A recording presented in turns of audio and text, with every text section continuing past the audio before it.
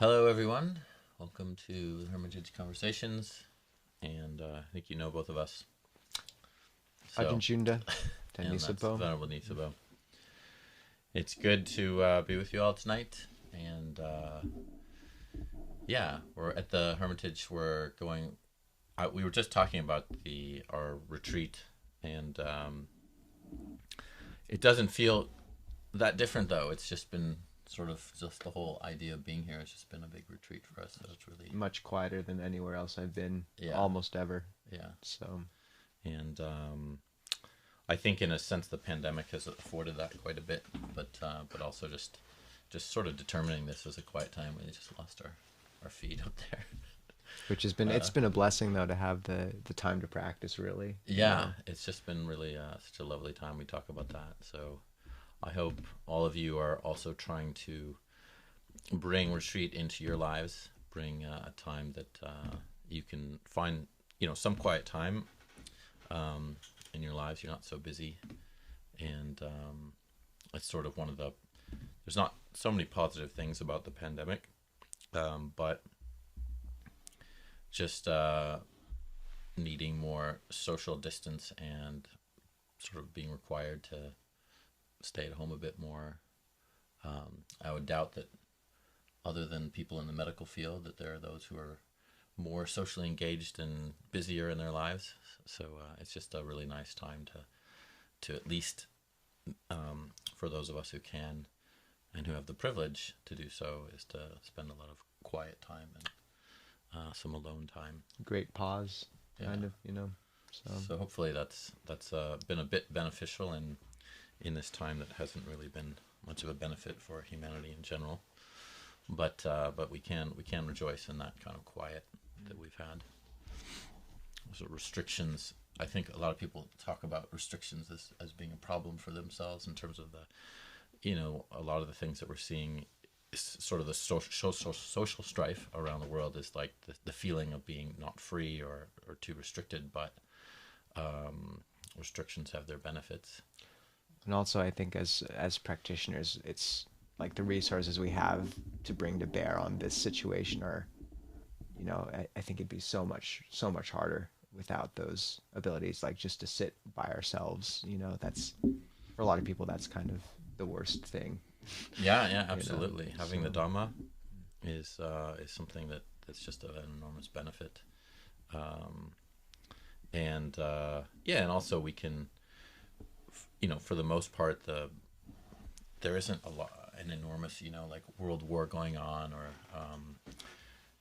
incredible amounts of world strife to the degree that we could see in places in the world where it could just be enormous amounts of warring. I mean, people are all affected by this in a different way. So we have sort of, I think, more of an internal war going on. Yep. For many of us. But I also don't want to deny the incredible difficulties people have living in their lives, and that there are people who are quite unfortunate and in situations that are really not good and unpleasant, and where people just can't even have possibly a moment to utilize the Dhamma, to have quiet in their lives. But So, I agree with rejoicing as well in what we do have in this community, even, Yeah. absolutely. Yeah, so I feel very privileged to be supported by everyone here, everyone who's on the live stream, and also just to to partake in that goodness that comes from the goodness of practicing the Dhamma and being supported by practitioners who are interested in the Buddhist teaching. So, Anumodana. Sadhu. How's our sound, by the way? Can people hear Ajahn Chunda? Right. I've had multiple complaints, so hopefully you can still hear me. We're good. All right. Oh, Shelley has a question, Ajahn. Shelley has a question. Okay. Did the Buddha speak about the not knowing mind? I'm practicing it more. Well, You want to take that one, Ajahn? well, it didn't. He didn't call it not knowing. I don't think that was used. I think that's a Zen phrase. Ajahn Chah used it a little bit, borrowed from the Zen, and so that but in keeping with the teachings, absolutely. I mean, the Buddha's idea of sort of like anicca is purely from that, or we can say that maybe that's where the Zen approach came from, or that phrase came from, is not being sure. Ajahn Chah translated it as not being sure, or not sure, rather than uncertain or impermanent, and or I guess it's closer to uncertain. And so it's an incredibly helpful thing, because our minds are constantly coming up with what we know and what we're sure of and what's absolutely true. And I know I'm right and they're wrong, and I know this situation, or I know what you're thinking.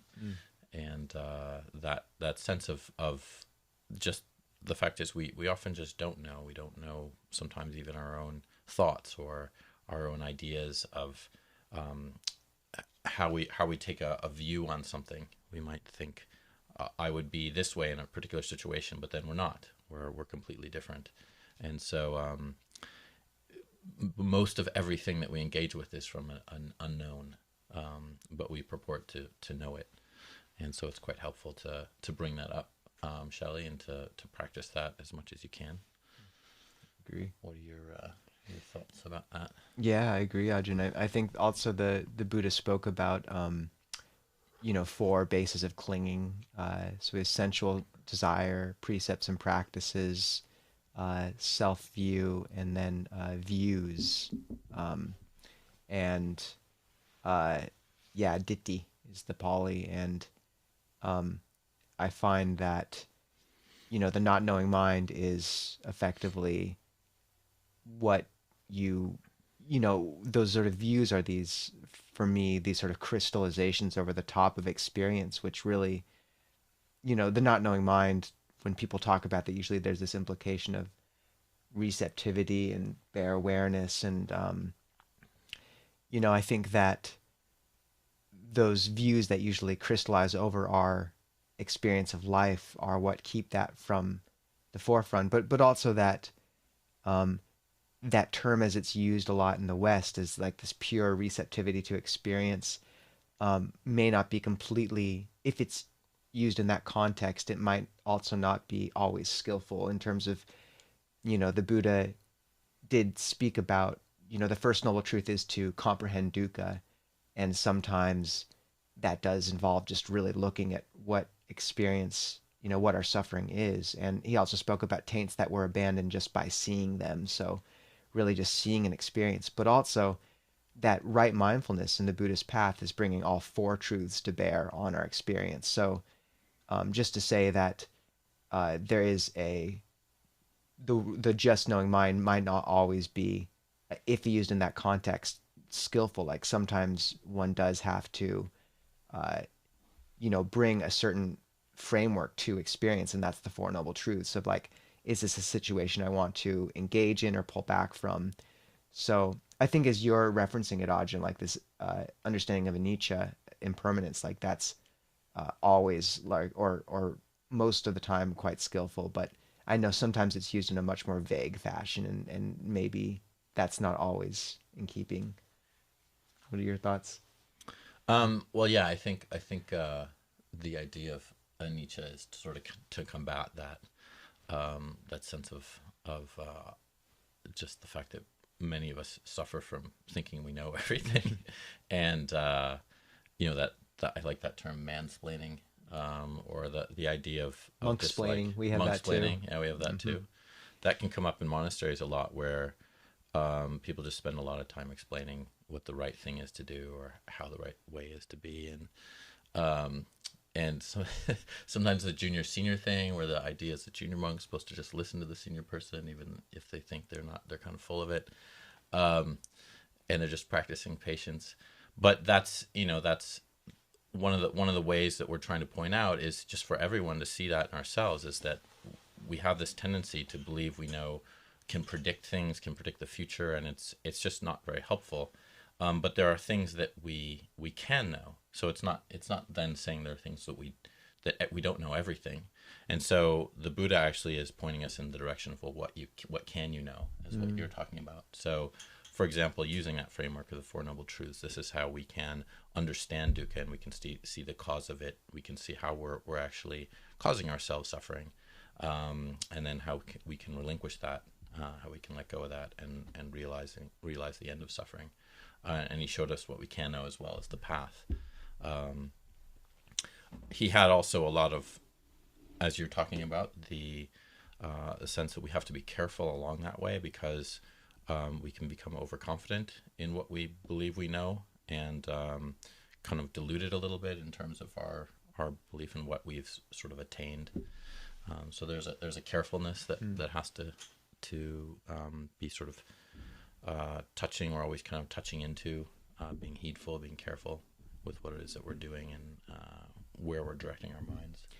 In the Buddha, there's a sutta also where he speaks about safeguarding the truth. It's the Chanki Sutta, and he speaks about, yes, like one safeguards the truth by, we can have all these bases of belief, like tradition, we like the speaker, we approve of the teaching, things like this. But in every one of those cases, one just says like, this is my belief, but doesn't yet come to the conclusion, only this is true, everything else is false. And this is how one safeguards the truth. And I think that's relevant here. Like Ajahn Chah also used to say, like, just put in that sort of, the Thai term is mene, like not sure. Just always that little idea, like maybe it's not the way we think it is. And that small space is kind of where, for me, mindfulness has a chance to kind of come in. And if we state our views with that sort of care, and also approach situations with that sort of, I could be wrong, I've been wrong a lot, then that, for me, allows space for harmony, respect of another views, and for, like that sort of freshness that the not knowing mind people usually speak of in terms of it, and receptivity to enter. Because otherwise, but it is hard to maintain, I think, as we grow older. Like these views really, you can see in people who aren't, say, meditating a bit, like the sankharas, the programs crystallize over each other until it's all views and there's no room for that receptivity. And that's also a tragedy, because life loses all of its luster, One of the aspects as well, that's very similar to the not knowing mind, is the beginner's mind. So that's another Zen analogy where there's a freshness with how one approaches one's experience that sometimes is lost with people who are quite experienced in whatever it is they're doing. So one becomes a master in a particular thing, and if we talk about it as meditation or being a Buddhist, then you can just ignore you have blinders on around your own kind of misunderstandings of where you are on the path, or your misunderstandings of your understanding, where you just you're not really getting it. You think you're getting it, but you're not. And that can come up quite a bit. Whereas if we touch into this kind of freshness of like, well, I don't know, or I'm not sure, and this is also wondrous and interesting, and then that allows us to have a safeguard of sort of checking in with ourselves. But it also allows us to have that wonderment that I was just saying, is that sense of like, this is really interesting. And one of the things that kills practitioners most is boredom. And so we get like inured, we get kind of a sense of like, I've seen this before, this is not so interesting, I want something more exciting, my meditation should be more exciting, and this is boring, and on it goes. And we're developing that view within ourselves. If we're not careful, it can arise, and then we just kind of start wanting to do other things, look at the news, check out a video here and there, get into something else other than Dhamma, or, because we can kind of see it as something that we're beginning to be averse to. And so I think one has to be really careful with that in practice. That's related to this question, Ajahn. I agree. It's the topic of healthy meditative calm versus unhealthy mental disassociation came up in my circle recently. Any useful pointers in how we can discern the difference? Yeah, that is a really good question, Jacob. Thank you. Do you wanna take a stab? No, I think you're on. I think you gotta. Because it seems somehow related to the idea of beginner's mind versus these fixed views, disassociation. Not only that, but I think what you're alluding to, Jacob, there is a bit of what's called spiritual bypassing. And I've been thinking about that and reflecting on that more recently, because we can often use our Dhamma practice as a way to pacify our experience, and to make it so that, like, I'm not comfortable with this, so I'm just gonna, you know, become calm and quiet and peaceful so I don't have to deal with it. So these can be just uncomfortable things about ourselves, all sorts of things. For example, we've been talking a little bit about strife in society, and difficulties people are having, things that we want to just cut off and not deal with. We can shut off the world in a way that's not healthy. And I think that's the disassociation I would say that you're possibly pointing to. And it's an interesting conundrum, because when you're practicing with peace and calm, you'd think that you're making your mind pretty much okay with adversity and difficulty, but you can also be shunning it and just kind of turning it off. And I remember an experience like that. I might have even brought it up here, but there was a woman going through a psychological break in the monastery many years ago, and she just happened to come in with her daughter, and she might have been schizophrenic, but there were about 5, 6, 7 other meditators in the room. And I think I was called down from a meeting that we were having, that the monks were having in the monastery, to the cloister area where we were. This was at a Baigiri, and none of the other meditators were reacting to this woman who was, vocally going through an experience in the hall with them, and everybody was just meditating through it. And so that can be like this disassociation, like, well, I'm just gonna be present with this uncomfortable thing, and this is how you practice the Dhamma. You allow whatever's happening, but that's like a complete blunder, especially on Sampajanya, like kind of knowing what's happening while it's happening. And I had to actually turn on the lights. I had to even snap somebody out of their meditation to deal with this, just because it was such an odd situation too, because it seemed like, for the other people in the room, it was the time. Let's stop meditating. Let's deal with this situation, especially because it involved a child who was also crying and having difficulty in the room. So this is how we can disassociate, and it can be quite unhealthy and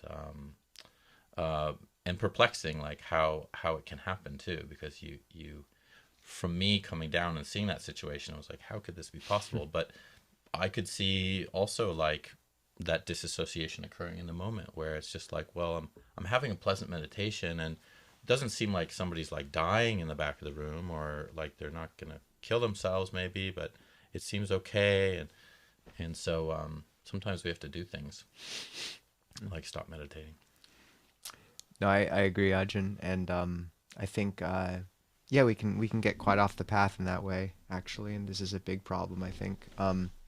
What Tamira is bringing up in the chat around one way of differentiating between spiritual disassociation and healthy meditative calm being whether one can sense the body, I think is very relevant. For those of you who don't know the term, the jhana wars, it's basically refers in a somewhat fun fashion to a debate around what it means to become concentrated. So specifically in the Anapanasati Sutta, mindfulness of breathing, there's a term in one of the steps, there's a term of whole body, and that's gotten interpreted long ago as the whole body of the breath at the nose. And that was a commentarial interpretation after the time of the Buddha, at least as far as many are aware. And this and some other developments led to concentration and meditative calm being taught as a point of exclusion, narrowing one's focus to one point and really sticking on it right from the bat to the exclusion of everything else. Whereas if you look back at the suttas, I think there's increasingly better, more and more convincing arguments from Ajahn Jeff, from Ajahn Sucitto, from Bhante Analayo, from most of the Western teachers I know who are looking into this, that whole body really does mean the whole body. And mindfulness of breathing includes the cultivation of awareness of the whole body's breath energy. And if one is cultivating this sort of more robust, broad sense of concentration may not be the right word, more unification of mind, then it's very hard to spiritual bypass, because all the pain, the suffering, those knots of tension, it's all manifesting within the body. And if one has a chance to spread the awareness and move and work with those energies, then one can very wholesomely relax them in the body. The only way you can really spiritual bypass is if you're really clinging to this first definition of concentration, of just one point, say a mantra, or one point at the nose to the exclusion of all else, and then you really can block things out.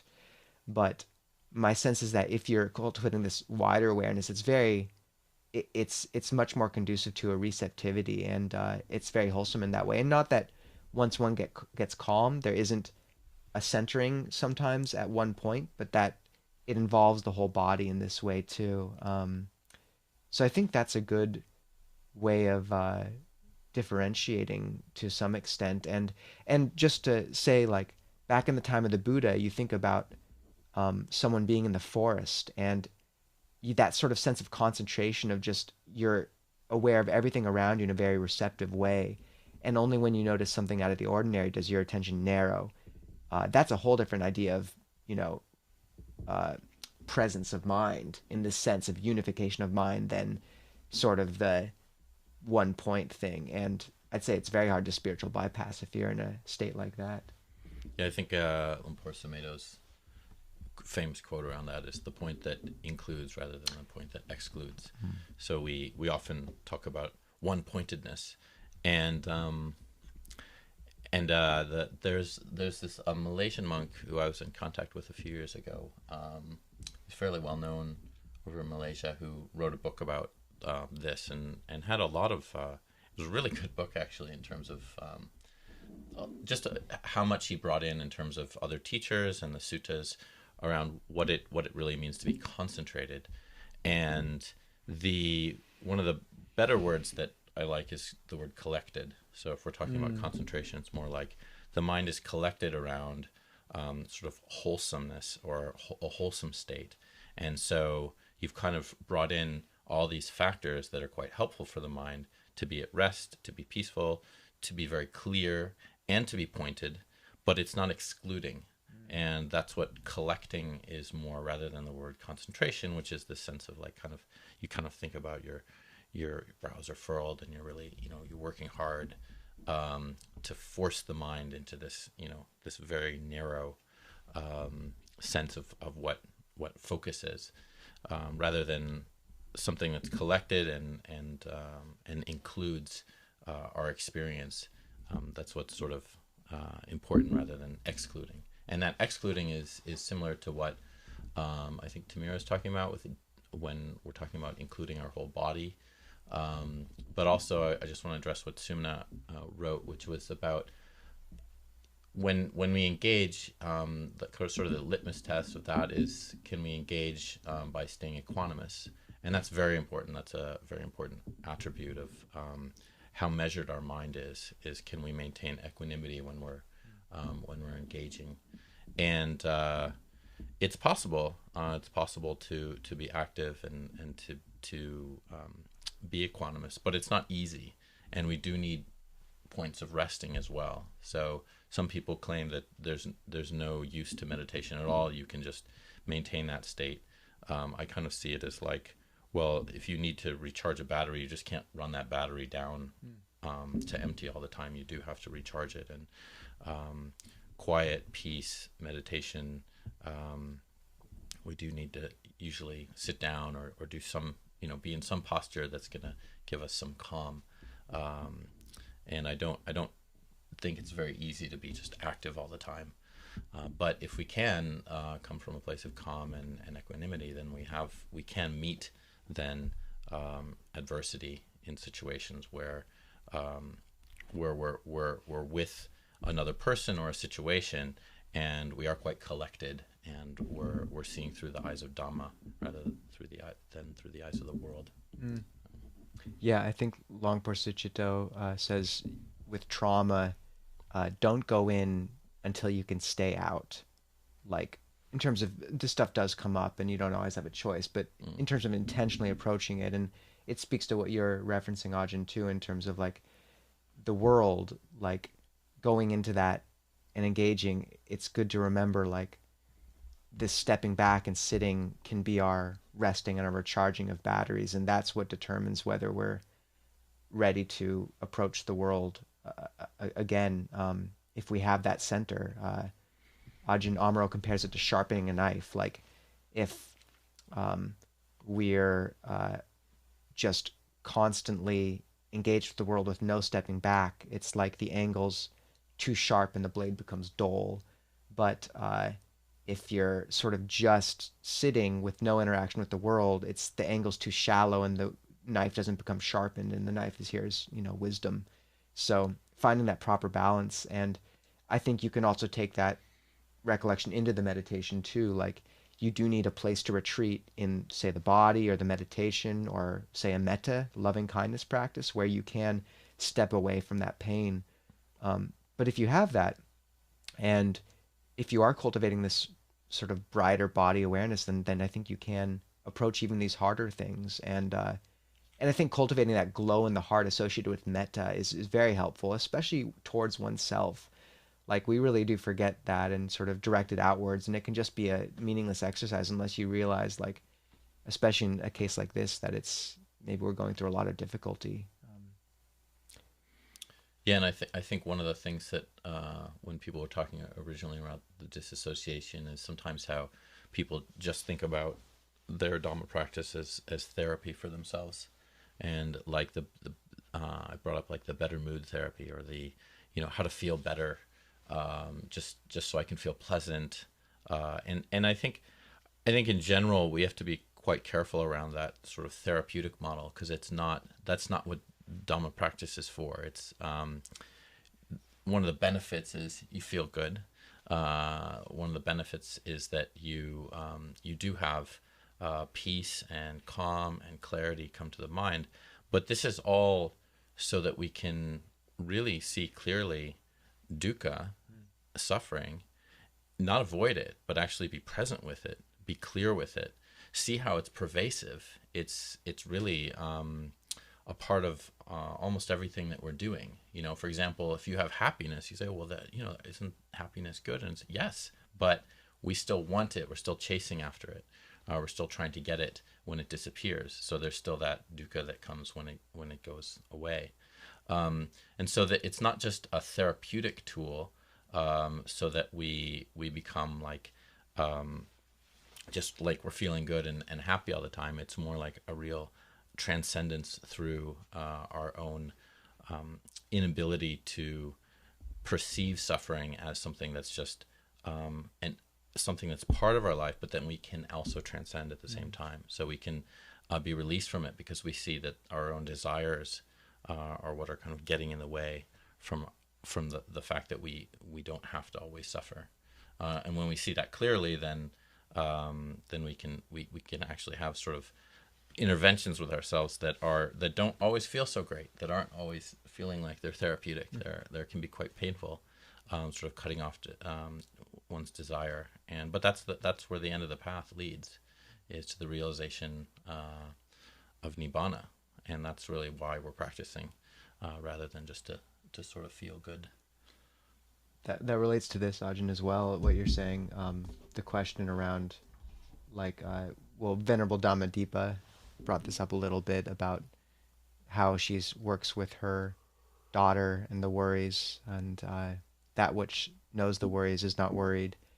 But around the same issue of looking at suffering and being with these deep pains in our lives, we had someone email us about a situation with her mother, who is quite aged and has to undergo an operation, most likely. And she says that I'm not dealing well with the risk that she may die.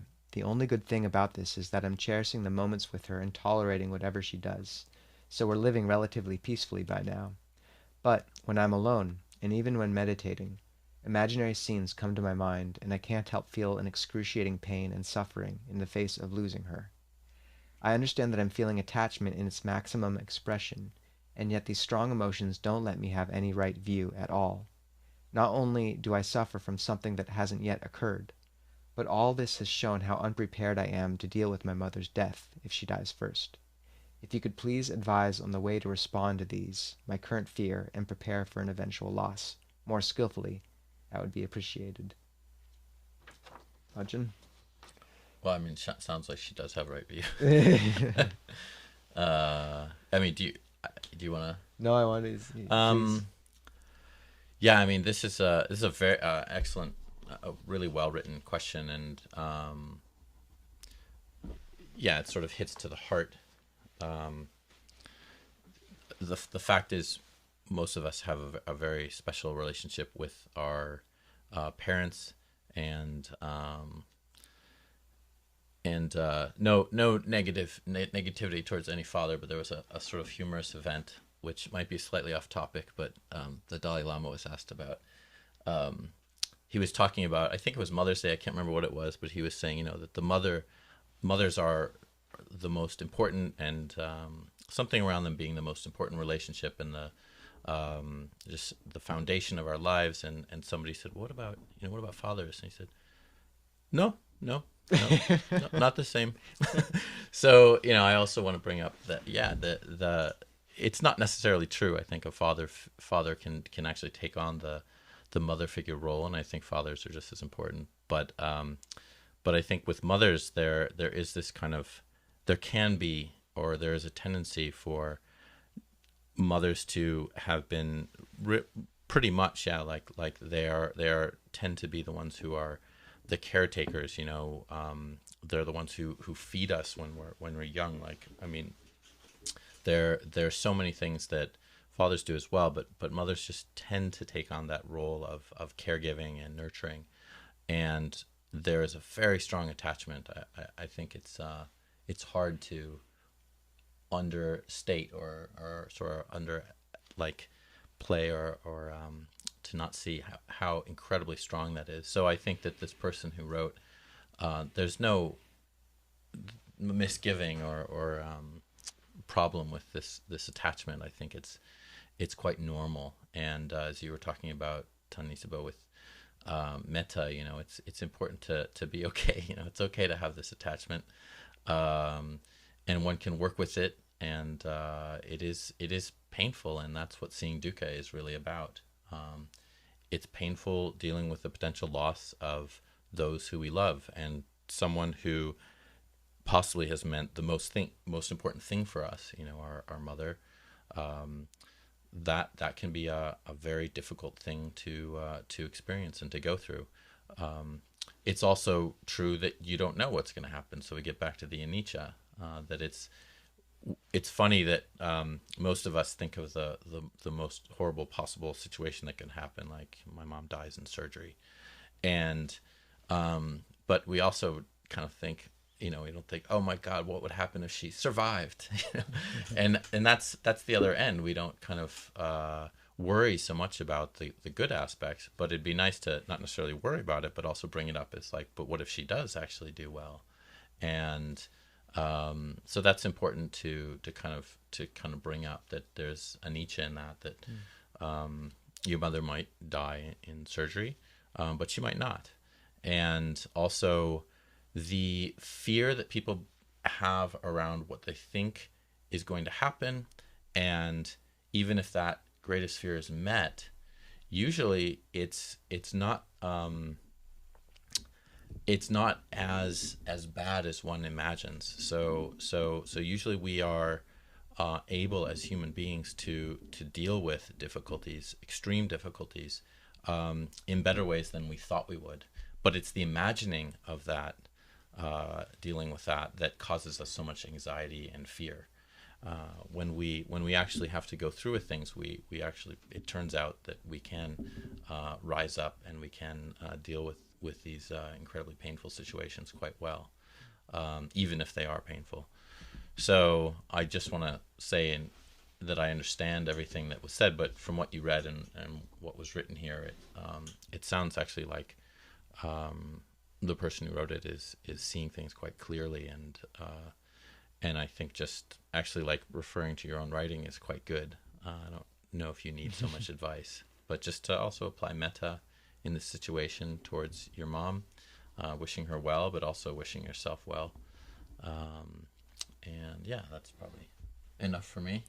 No, I agree, and I think Ajahn Chah said that like 80% of the practice is knowing we should let go of something and not being able to. And not to say that you should let go of your mom, just to say that the suffering around this and the attachment, yeah, I mean, these are such deep things, and knowing that you're not perfectly equanimous around it is, completely human. And for the record, I think equanimity here, or equipoise, as Ajahn Bhante Analia translates it, doesn't necessarily translate into emotionlessness at all. Longpo Sumedho, when he lost his mom, I think he got the news when he was in a car driving to a retreat in Seattle, or maybe from Abhayagiri to Seattle to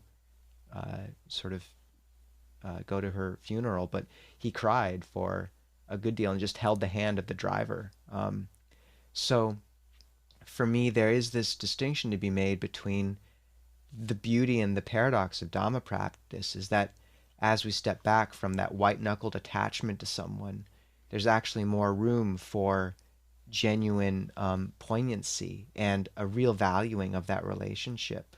So I think really not mixing those two together and labeling them both as problematic is helpful. Like really allowing that poignancy and the loss, and just universalizing that as well. Like the realization, this is the world.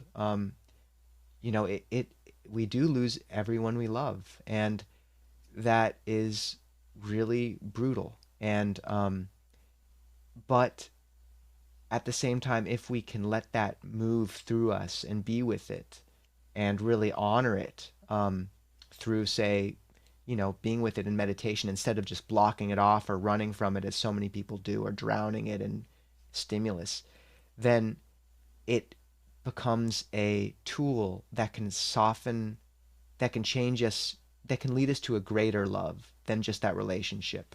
And we can reach through that relationship to a great compassion for all beings, because we all have this suffering. And it's why the Buddhists put it down as the first noble truth, is this is what we share.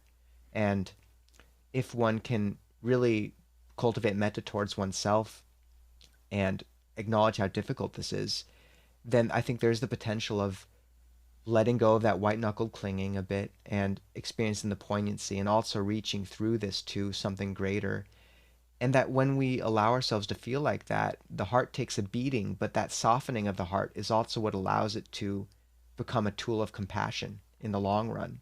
So I don't think you come away with nothing from this. And then, yeah, there is the Theravada, the Buddhist reflection, like the world is not a refuge, and this is true, but it doesn't mean we can't experience these things with great sensitivity and poignancy too. And just on a practical note, I think, those are sort of high recollections you can bring in, but obviously this is no small thing, and meditation alone may not be enough to deal with it. So, seeing a therapist for a while is a good idea, but also perhaps, but also I find writing about these things can be very helpful. Or if you have some means of artwork, just letting the heart express this in some very real way, you may have a lot to say that you don't realize. And once those things are articulated, it's much easier to be with them.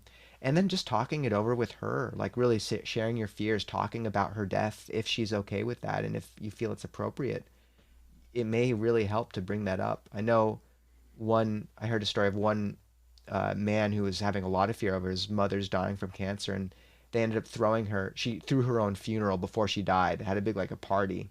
And I'm not saying you should do that, and not that she's about, the surgery sounds like it may be just fine, but that sometimes acknowledging and facing death head on is exactly what we need, and we do have the resources to do that as Buddhists. And finally, I just say what Ajahn Chunda pointed out, that your right view is will carry you, I think, very far, and this email attests to it.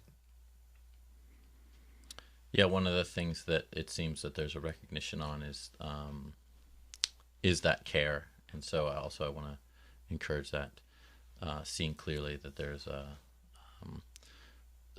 It seems like there's gratitude and there's a real holding of the relationship as something that's positive and good. I mean, it wouldn't be that way if you were so worried about losing your mom. So the thing is that's what the reality of death is allowing, is that sort of gratitude and appreciation to come up, that love and care, and the fear of loss, the fear of losing that. And so then we see that our relationships can be quite precious to us. And you said that you're tolerating living with your mom right these days, and I think it's or more so now, really seeing that death is a real possibility. And of course it's always been a possibility, and it can happen to anyone 80 years old or 35 years old or 15 years old. And I liked how it was added. How old are you, Ajahn Chunda? I'm 46. So but I could be dead tonight. And Mom, I know you're listening, so don't worry about that. But yeah, the fact is, like, because you said, anyway, I was saying that you said that if she dies first, acknowledging that you could die first as well. But this gratitude and appreciation that comes up, it's really an important thing to actually bring into your heart, and it's a good thing to recognize. Recognize why would one miss why would you miss your mom? Why would this be such a painful thing? It's because of how meaningful and how loving and how caring you are of her, and that's something to treasure and something to really utilize while she's still alive. And the thing is that it's very easy to take for granted the people who we live with, and the people who we even care for.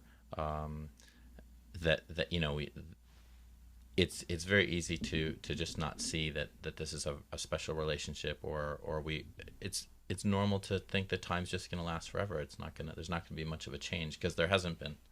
So we haven't seen a change. So it's normal to think there's not going to be one. Death is often something that we keep at bay, we keep away from ourselves, and we try to push it away. But I think that bringing it in is very helpful. Really seeing it clearly. There's an exercise that the Stoics do, where they will imagine a worst case scenario, or a separation from someone or something like that, not obsessively, but just bring it up for a few moments. And what that does is it does allow this gratitude and appreciation to happen. And so rather than thinking about it as a negative thing, like just to think about, why would I want to dwell on something like that? It's an awful thing to think about my husband dying, or my father dying, or my mother, or my sister, or brother, or whatever. It actually allows you, oh wow, what that could actually happen. And just for a few moments, you can actually recognize that. It's quite a jolting experience to say, like, wow, what if, Venerable Nisabho I just woke up and he wasn't around. He didn't go on alms round. I didn't. And then I went to his kuti and he was dead. Yeah, like, then I can think, oh, wow, there's a possibility of that. There's this, vice versa. I could be dead as well. And, yeah, we when we live like that, then we see, oh, there are moments we can take and say, oh, I don't really need to talk to him about that little annoying thing that he does that I don't like, because it's not that important. So yeah, I think it's very helpful to continue to look at our relationships, to look at the anicca nature of them, that we're not sure how long they'll last. We're not sure about our own faculties, how long we can practice the Dhamma, how long we can really even have a good relationship with somebody.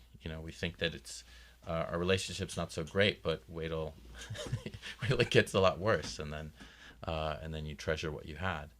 So these are all good exercises, I think, in just kind of getting the mind to see clearly around what's possible, and again, I get around that Anita element. Oh yes, my mom's saying thank you. So, love you, Mom. But anyway, yeah, and also, I dealt with my dad's death about, I think it's been about almost 2 years now, and that was the most moving experience in my life, I'd say. Actually being there with him as he died, and I was in England, and I just made his, I was with him like just 3 hours before he died, and that was like coming from England over to the U.S., and just had happened to be able to, with the right timing, be able to be there with him. And it's something. It's an incredible experience to witness. And it's an intimate, and it's just the most poignant thing, I think, that one could ever experience in one's life. And I'm very happy that I was there, and I just thought for him, like that was his, probably the climax of his life right there, in terms of there's only one death, there's only one time that really people experience. I know there's near-death experiences, but the final death, and then the finalness of it, it's all something that's, I think, helpful to think of and bring to mind as often as possible. So there's some ramblings. Really, really good ramblings. Yeah. Yours too. And our our sympathies to, you, Celia. But once again, I think we really have to take stock of what we have in the Dhamma and in each other, in the Sangha. It's the ability on this path to look straight at these truths, and you are strong enough for them. And I think, so much of society turns a blind eye in various ways, or puts a rosy view on it, and it doesn't always feel that way. So I think, best of luck. One last thing that I thought of is the importance of imagining, when one imagines the loss of a loved one, one of the helpful things is not just the feeling the appreciation and gratitude, but can you also imagine when, if you don't die first, if you are sort of stripped of a loved one, if they die before you die, can you actually imagine that, but then think of a way that you might be able to feel that when that happens, you had actually been present and loving and careful and kind to them, so that when that happens, you can feel, actually I did the right things with this particular person, like, with my mom or whatever it was. I really looked after her as best I could. I helped her. I did what I could. Some people who live with their parents at the end of their parents' lives, this is can be quite a burden for some people, but it can also be this time where that goodness can come up, where one can do good. One can really feel like one is fulfilled. Every kindness and possibility of oneself that turns out right. But that takes some effort. It takes some work. It takes some doing, and patience. A lot of patience, and as was said, is tolerance. But that's an important thing, and I think it's very easy. Like, for example, if one's living with one's parents at the end of their lives, it could be easy to just kind of, just not. It's not easy work. It can be difficult, and so that's where our minds can go, is towards that difficulty and pain. And I think that as much as we can remind ourselves, no, like, really, how do I want to see what I've done as a good thing, as a kind thing to them, cared for them and looked after them as they did for me, then that's one of the things I think that can help in that kind of situation, just to be as present as you possibly can. And it's not always going to be that way. But the Buddha has a discourse where he actually says that even if you carried both of your parents on your shoulders, and you carried them around for a very long part of your life. I don't remember how many years he said. And you established them as world monarchs, so they were the king and queen of the world. And while you carried them around, they defecated all over you. Even then, in doing all these things, you would not have repaid them. So you would not have possibly repaid them. But then he did say there was a way to repay your parents, and that was to establish them in the Dhamma. So in their own understanding of the Dhamma. Which I think is a better option for everyone involved. Yeah, especially, yeah. There doesn't have to be excrement involved, at least. So, but yeah, that's really the truth. And there's also the gradual path, inspiring people in the gradual path. So, anyway, those are just some things that came up. But we've been talking for a while now, and I'm sorry if we didn't get to all of the questions here. You will have Tuesday alone, a Friday, so you'll be able to maybe talk about this some more or whatever you want. Great. We'll No, I think we'll see. We touched on a bit. Yeah. It's good. But hopefully that was helpful to all of you, and you'll see Nisabho on Friday morning, and then if I'm still alive and he's still alive, Tuesday as well. That's our Theravada